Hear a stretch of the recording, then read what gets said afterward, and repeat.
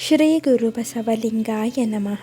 ಇಂದಿನ ಬಸವಣ್ಣನವರ ವಚನ ಹೀಗಿದೆ: ಇಲ್ಲವೆಯ ಮೇಲೆ ಕಂಚೊಡೆದಂತೆ ಬಡ ಮನವೆನ್ನ ಕಾಡಿತ್ತಯ್ಯ, ಮತಿ ಇಲ್ಲದ ಮರುಳ ನಾನಯ್ಯ, ಭಕ್ತಿ ಇಲ್ಲದ ಬಡವ ನಾನು, ನಿಮ್ಮ ನೆನಹವಿಲ್ಲದೆ ನಿರ್ಭಾಗ್ಯನಾದೆ, ಎನಗೆ ನೀ ಕರುಣಿಸ ಕೂಡಲ ಸಂಗಮ ದೇವ.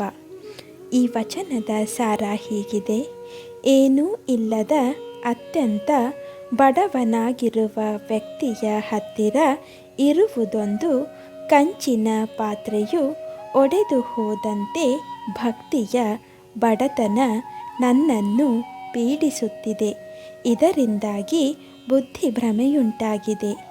ನನ್ನ ಮನದಲ್ಲಿ ಮೂಡಿದ ಅಲ್ಪ ಭಕ್ತಿಯು ಹಾಳಾಗಿ ನಾನು ಭಕ್ತಿ ಇಲ್ಲದ ಬಡವನಂತಾಗಿದ್ದೇನೆ.